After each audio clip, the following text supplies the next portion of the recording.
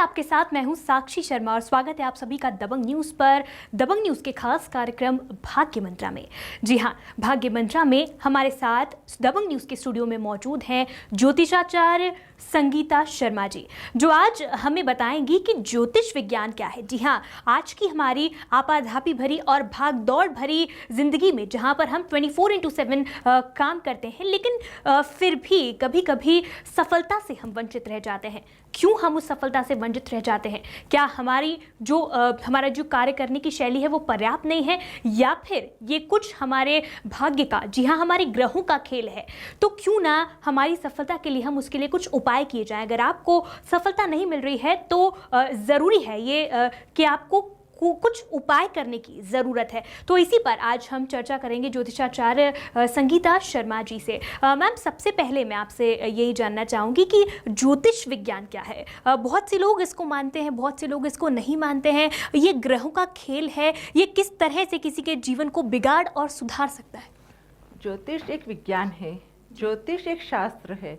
अगर हम लोग जिस प्रकार से ग्रहों के खेल को समझते हैं तो हम बहुत सारी चीज़ों पे विश्वास करते हैं। सबसे बड़ा काम है इसमें विश्वास।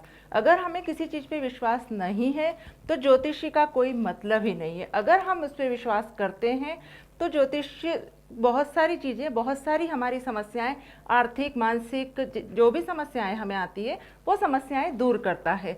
कई बार हम जब ज्योतिष में ग्रहों का खेल इस प्रकार से होता है कि जो 12 भावों में जो ग्रह होते हैं उनकी दशाएं, महादशाएं, अंतरदशाएं जब हमको आती है तो उस समय ग्रह अच्छे और बुरे फल देता है। ये बात मैं आपको आगे के प्रश्न में उत्तर में बताऊंगी। ज्योतिष जैसे हम देखें तो ये किस तरह से ग्रहों का खेल होता है, जैसे कि आपने अभी बताया, तो हमारे सभी दर्शक जो आपको इस वक्त देख रहे हैं वो भी ये जानना चाहेंगे कि ये ग्रह कैसे अच्छे और बुरे बन जाते हैं। इन ग्रहों का कैसे मेल जोल होता है कि कभी ये अच्छे होते हैं, कभी बुरे होते हैं। कार्य फल ये हमें हमारे कर्मों के आधार पर देते हैं। किस तरह से ये काम करते हैं? कुछ ग्रह तो हमें हमारे कर्मों के आधार पर ही फल देते हैं, परंतु कुछ ग्रहों का जिस भाव में ग्रह बैठता है उसी के समान फल देता है।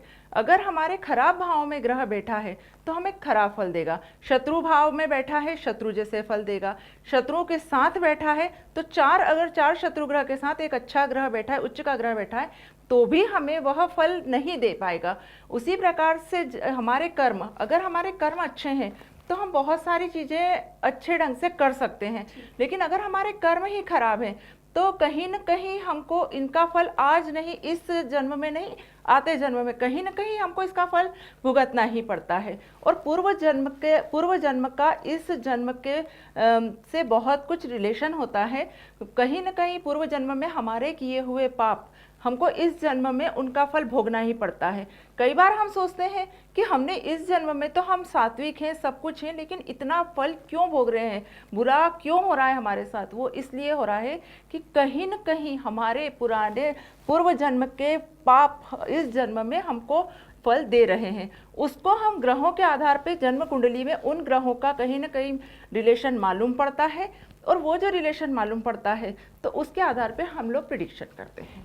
जी मैम, जैसा कि आपने कहा कि पूर्व जन्म के जो हमारे कर्म होते हैं वो हमें इस जन्म में भी हम प्रभाव डालते हैं कहीं ना कहीं। तो मतलब ज्योतिष में ये माना जाता है कि हमारा पूर्व जन्म होता है, ये बड़ी बात है। हाँ, ये मानते हैं। और नवम भाव से हम हमारा पूर्व जन्म ही देखते हैं कि पूर्व जन्म में हमारे अगर जिस प्रकार से बहुत सारे दोष, नवम भाव हमारा भाग्य भाव होता है। हमारा भाग्य क्या बोल रहा है, अच्छा या बुरा?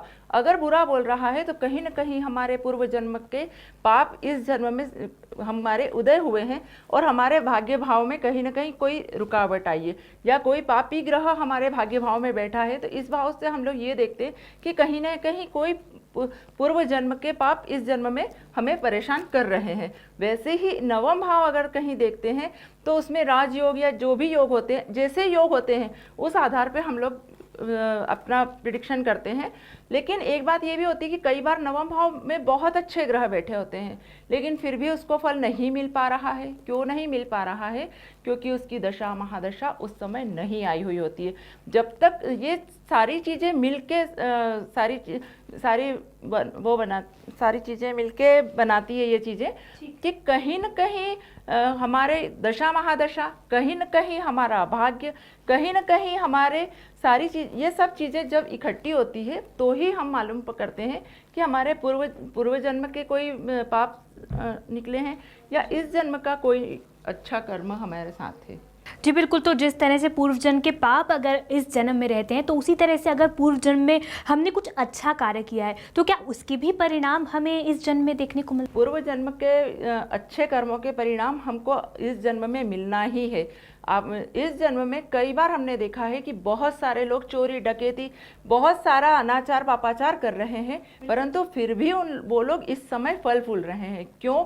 क्योंकि उनका पूर्व जन्म का संचित पुण्य इस समय चल रहा है। अगले जन्म में वो क्या करेंगे ये नहीं, लेकिन इस जन्म में पूर्व जन्म का संचित पुण्य है, उस कारण से आज वो यहाँ पे हैं। जिस तरह से हम कर्मों की बात कर रहे हैं संगीता जी, तो कर्म अच्छे या बुरे होते हैं, शुभ अशुभ कर्म होते हैं, तो इन कर्मों का जो हमारे भाग्य पर ज्योतिष से जुड़कर क्या प्रभाव होता है? कर्म हमारे अच्छे हों या बुरे हों, ये को हम तय नहीं करते हैं। कई बार क्या होता है, हमने किसी बालक को दान दिया है, हमने, या आज हम सड़क पे जो छोटे छोटे बच्चों से जो पालकगण भीख मंगवाते हैं, हम उनको दान दे रहे हैं। हमने क्या सोचा कि नहीं, हमने उस बच्चे को दान देके हमने दान दिया है, हमने गलत किया है।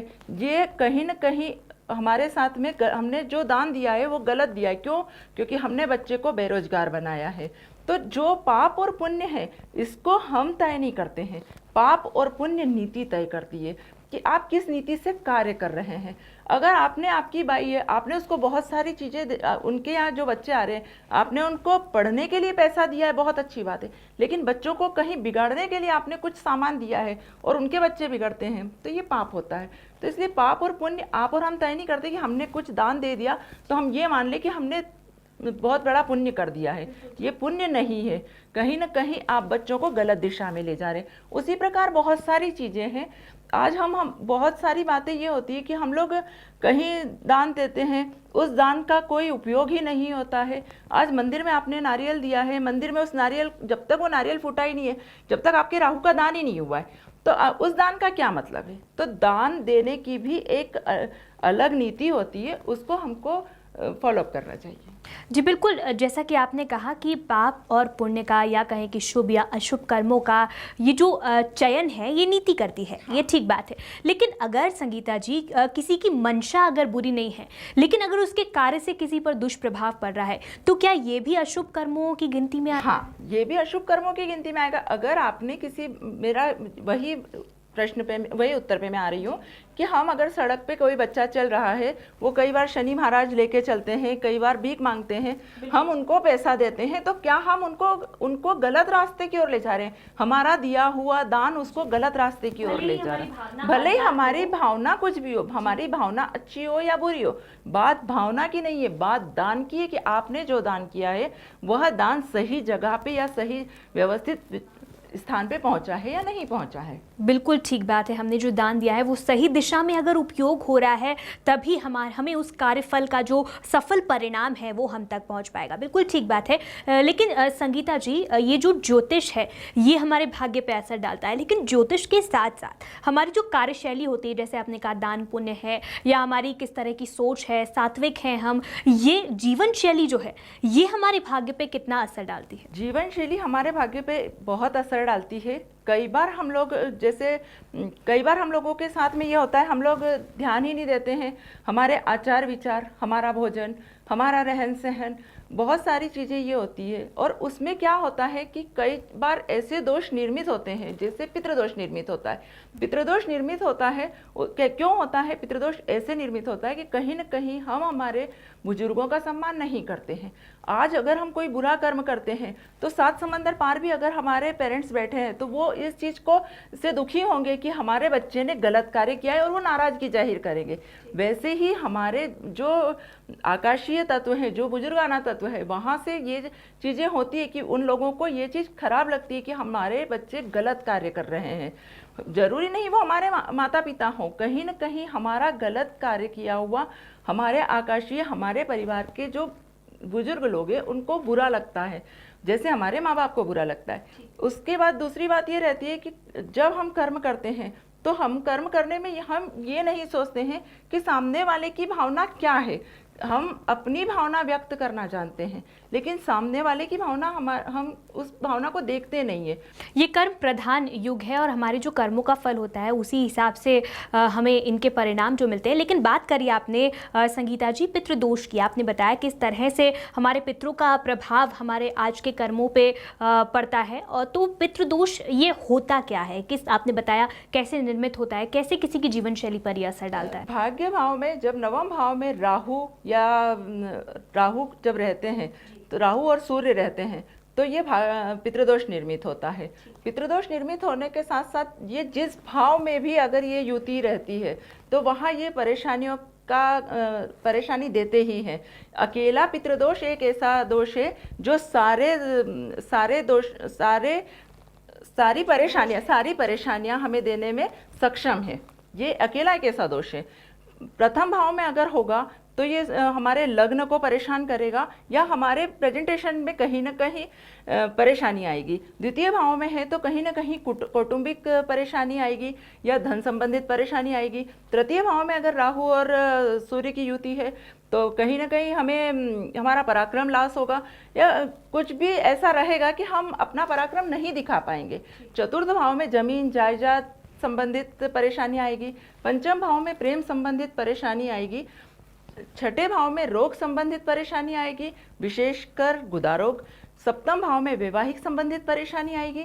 अष्टम भाव में हमारे जो जमीन से नीचे के जो तत्व से जिनसे हमको फायदा होता है उनमें हमको परेशानी आएगी। नवम भाव में सबसे ज़्यादा परेशानी आती है क्योंकि ये हमारा भाग्य भाव होता है और भाग्य में अगर परेशानी आती है तो सारी बाधाएं, आप खुद भी इस बात को जानते हैं कि कहीं ना कहीं ये हमको परेशान करते हैं। दशम भाव में हमारे कर्म में परेशानी आती है क्योंकि जहाँ हमारा कर्म स्थान होता है वहाँ कई लोग, हमारे जो वरिष्ठ लोग होते हैं वो हमसे असंतुष्ट होते हैं। 11वें भाव में हमारे आय भाव में हम चाहते हैं, जहाँ हम काम करते हैं 1 रुपये का काम होता है 10 पैसे का। ऐसे ही व्यय भाव में जब 12वें भाव में आता है तो व्यय भाव में होता है और व्यय भाव में जब परेशानी आती है तो खर्च तो बहुत होता है लेकिन आय कम होती है। तो जिस तरह से इसकी जो पोजीशन होती है जब अलग अलग भाव में होती है उस तरह से इसका असर जो है हमारी जीवन शैली पर पड़ता है। लेकिन पितृदोष के बारे में जितना मैंने सुना है, घर के कलेश में और बच्चों से जुड़ी परेशानियों में भी ये बहुत ज़्यादा प्रभावी होता है। तो इसमें किस तरह से काम करना? मैंने अभी आपको एक बात बताई थी कि यह अकेला एकमात्र ऐसा दोष है जो सारी परेशानियों को देने में सक्षम है। ये सारी परेशानियों को देता है। कहीं ना कहीं आपके पुत्र संबंधित परेशानी आएगी, आपको आर्थिक परेशानी आएगी। कहीं भी जहाँ पितृदोष है वहाँ उस घर में हमेशा क्लेश बना रहेगा।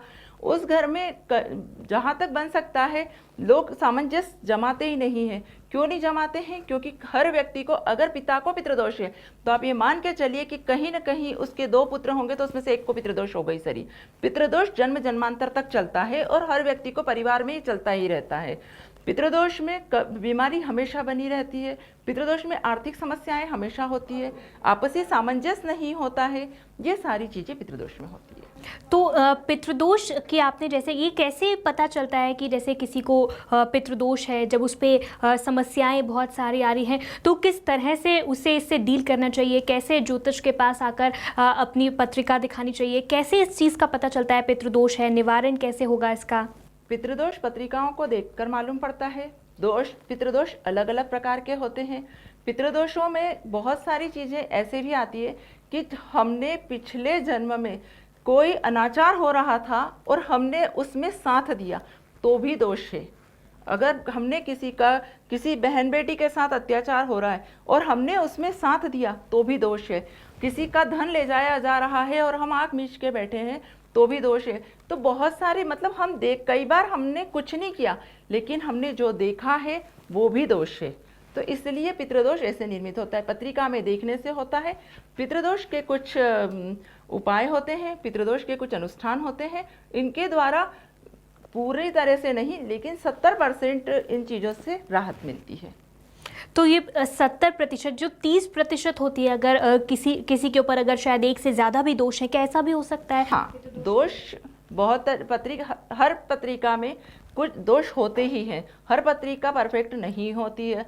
उसमें 1, 2 या 3 ग्रह उच्च के होते हैं तो 4 ग्रह नीच के भी होते हैं। जब 4 ग्रह नीच के होते हैं तो उनके फल तो उनको मिलना ही है। और जहाँ राहु का थोड़ा बहुत नीच का होना या राहु की परेशानी आती है, राहु और केतु की परेशानी, तो वो परेशानी व्यक्ति के जीवन में सबसे ज़्यादा परेशानी का सबब बनती है। इसलिए सबसे पहली बात यह है कि हम अपने आचार विचार का ध्यान रखें, हम अपने खान पीन का ध्यान रखें। कम से कम हम इन चीज़ों का ध्यान रखें कि हमारे जो बुजुर्ग हैं उनको कहीं भी वो हमारे किसी कृत्य से आहत नहीं हो। कारण क्या होती है कि जैसे तलवार जब हमारे ऊपर आती है तो कहीं ना कहीं ढाल उसको रोकती है, वैसे ही हमारे बुजुर्गों का आशीर्वाद हमारे लिए ये कार्य करता है कि वो हमारे लिए ढाल का कार्य करता है। कैसे भी ग्रह की तलवार आएगी, अगर हमारे माता पिता या हमारे बुजुर्ग रोज आशीर्वाद दे रहे हैं तो कहीं ना कहीं वो आशीर्वाद हमें ढाल का काम कर रहे हैं हमारे लिए। जी बिल्कुल, लेकिन ये पितृदोष जो है अगर ये इतना ही प्रभावी है तो निश्चित तौर पर कुछ उपाय ऐसे होते होंगे, कुछ कार्य ऐसे होंगे जिससे हम पितृदोष से बच सके, इसका जो प्रकोप है वो हम तक पहुंच ही ना सके। क्या इसके लिए भी कुछ उपाय होते हैं? पत्रिका, अगर आपकी जन्मस्थ ग्रह ऐसे बैठे हैं तो वह ग्रह अपना साया नहीं छोड़ते हैं। लेकिन एक बात यह है कि कहीं ना कहीं आप अगर जो ग्रह हमको परेशान कर रहे हैं पितृदोष के लिए, तो उन चीज़ों को अगर हम फॉलोअप करते हैं और उन चीज़ों से संबंधित पूजा पाठ अनुष्ठान करवाते हैं तो कहीं ना कहीं हमको इन चीज़ों से, मैंने आपको ये पहले ही बताया कि 70% फल मिलेगा ही, 70% फल मिलेगा। और आगामी समय में जो हमारी आगामी पीढ़ी है उसके लिए भी ये फायदेमंद रहेगा। जी बिल्कुल, तो ये थी ज्योतिष विज्ञान पितृदोष से जुड़ी कुछ बातें जो ज्योतिषाचार्य संगीता शर्मा जी हम सभी के साथ साझा कर रही थी। फिलहाल यहाँ हम रुकेंगे एक बहुत छोटे से ब्रेक के लिए, लेकिन ब्रेक के बाद आप कहीं मत जाएगा क्योंकि आपका भाग्य उदय हो सकता है। हम जाएंगे कुछ पत्रिकाओं पे और उन पत्रिकाओं के बारे में हम चर्चा करेंगे। आप देखते रहिए भाग्य मंत्रा।